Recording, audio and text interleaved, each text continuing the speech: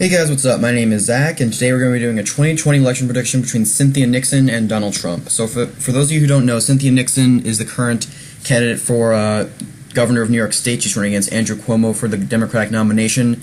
She identifies as a progressive and a democratic socialist.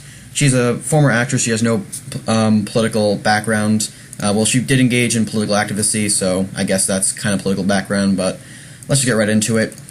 Overall, I think that Cynthia Nixon would not do tremendously well against Donald Trump, and this really is because she is a progressive, so she will have progressive turnout in some states. However, she lacks the name recognition that other progressives have, such as Bernie Sanders and Alexandria Ocasio-Cortez, so that's going to be a major obstacle for her. Her lack of experience is also going to be a major obstacle. I imagine the GOP would fiend on that if she was the nominee for the Democrats. Alright, so let's just transition to different shading. Alright, so Texas I would consider to be safe in this scenario, same with Georgia, and this is mostly because, one, Cynthia Nixon doesn't have significant name recognition, which is a major factor if you're a Democrat and you want to win in Texas and Georgia, and she's also a progressive, which is going to make it even harder for her to win in states like Texas and Georgia as well, which I really consider the only chance for Democrats to win in to be for them to be moderates, and Cynthia Nixon is not a moderate. She's been proudly touting that she's a democratic socialist, so I would not consider her to be anywhere near moderate. That's going to be a major obstacle for her as well, just lack of moderate Republican turnout, which is I think Democrats will need to some degree in order to win in 2020, and she won't have that. As I've covered in my last videos for Democrats who can't get moderate Republican turnout to their side. Going over to New Hampshire and Maine's 2 electoral votes. Alright, I'm getting some lag. There we go. Those 2 electoral votes in New Hampshire both go likely in Cynthia Nixon's column, for the same reason they would go likely in almost any other Democrat's column, which I've covered a lot of times, pretty much in every single video, for the same reasons that it's a solid Democratic base and they're drifting more and more to the Democratic side overall. And Cynthia Nixon, I think, could absolutely get Bernie Sanders' endorsement, and I think that Bernie Sanders would absolutely garner support in the Northeast, considering that Bernie Sanders has huge amounts of support in the Northeast as well.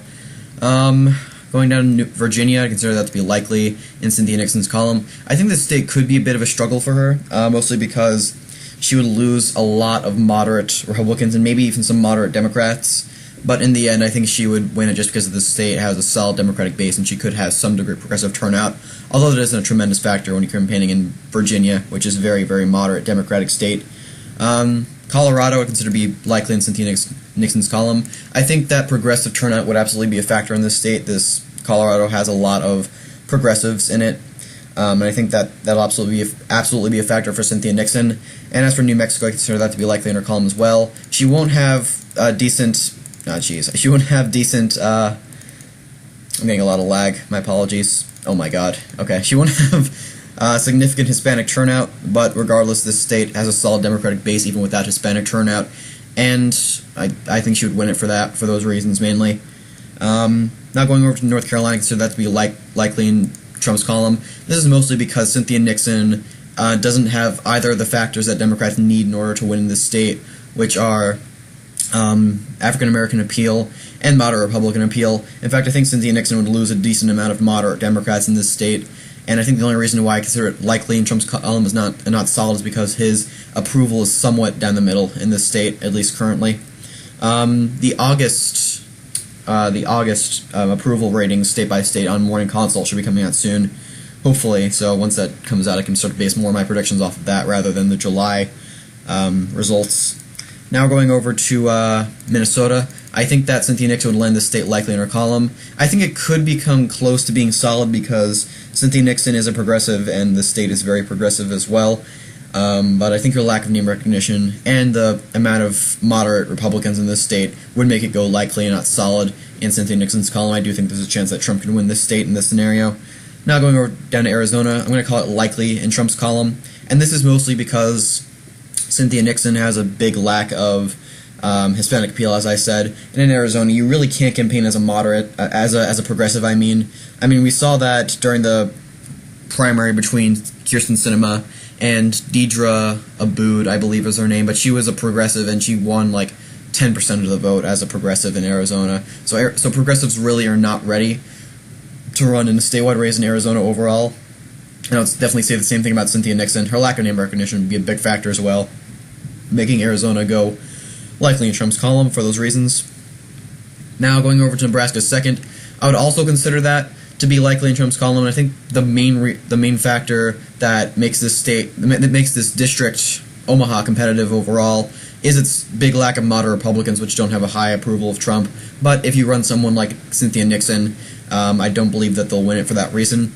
The only exception for progressives running in Nebraska second is Bernie Sanders, because Bernie Sanders is an entirely different case. He is from Vermont, and as I said in my Bernie Sanders prediction video, Vermont Democrats, I think, have a lot of, especially progressives, are able to appeal very well to the rural vote, especially, and to the Midwestern vote, especially, because many of their ideals align with the New England ideals for whatever reason. And that's for the main reason why Bernie Sanders would win that district in a prediction and not Cynthia Nixon. And I think it also comes down to name recognition as well, because obviously Cynthia Nixon doesn't have anywhere near the name recognition that Bernie Sanders does. So that'd be a big factor in that district as well.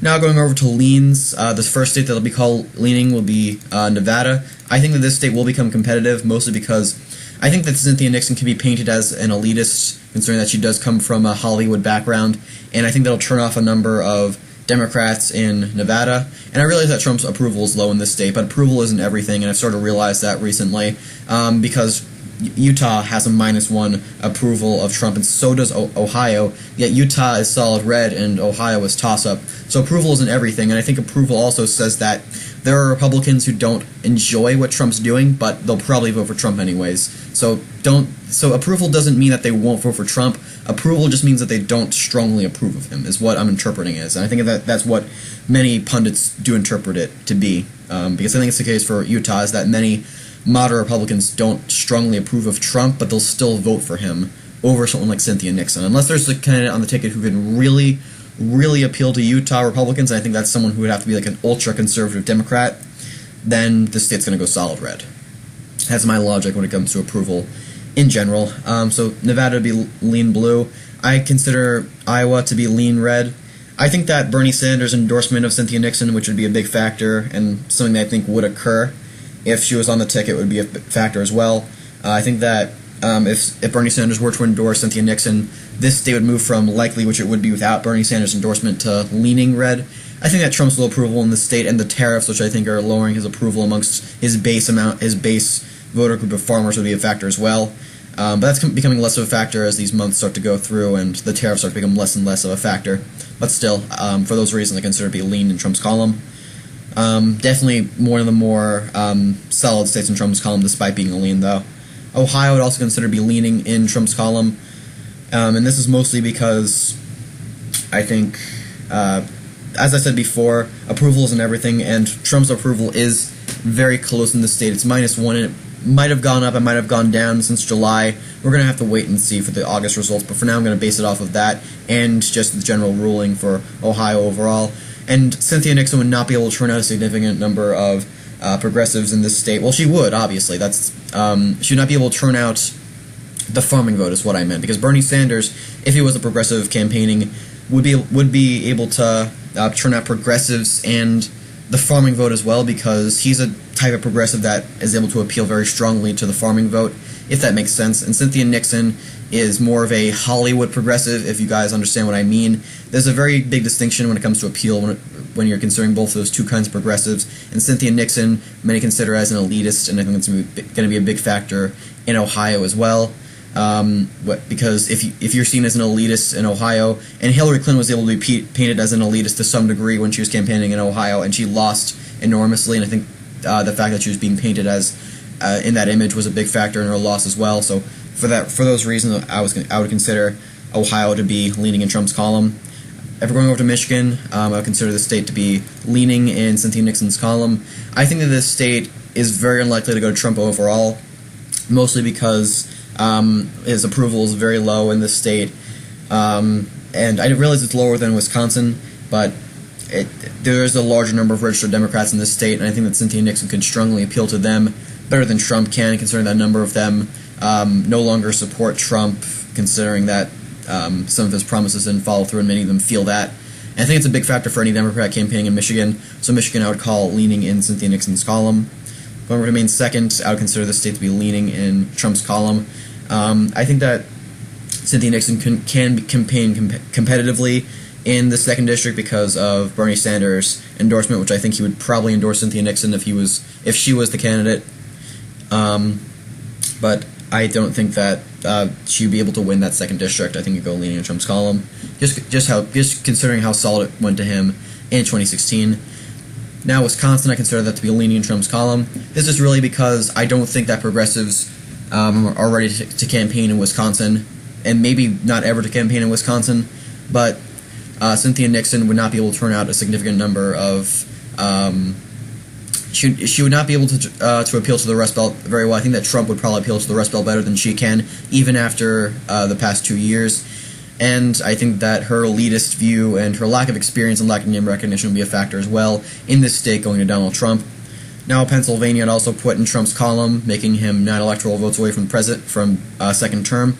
And this is really because I think that Pennsylvania voters really resent New York politicians strongly. I think it's the same way that Nevada voters resent California politicians in that regard, just because, I don't know, it's just a rivalry, I guess. That's obviously not the only factor. Cynthia Nixon will not be able to appeal very strongly to the Midwestern, the middle part of the state, which is the mainly rural part of the state and mainly suburban part of the state. I don't think she'd be able to appeal very strongly to those voters. I think she'd really be able to get turnout in Philadelphia, Scranton, and Pittsburgh, and that's not enough to win the state, and I think she'd probably lose the state the same way Hillary Clinton did, which is just lack of appeal in the more suburban parts of the state, and really just having strong turnout in the urban parts of the state, which is not enough to win the state overall. So for those reasons, I'll put it leaning in Trump's column. Florida, I'll put leaning in Trump's column as well, making him giving him a second term. And this mostly comes down to Cynthia Nixon's lack of name recognition, lack of Hispanic appeal as well. Her lack of experience, I think, would be a big factor.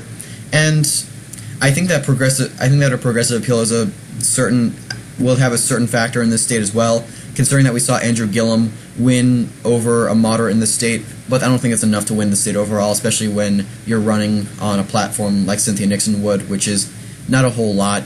I mean, considering that this is under the assumption that she did not win the governor's race in New York, which she probably wouldn't, and this is under the assumption that she has no prior political experience.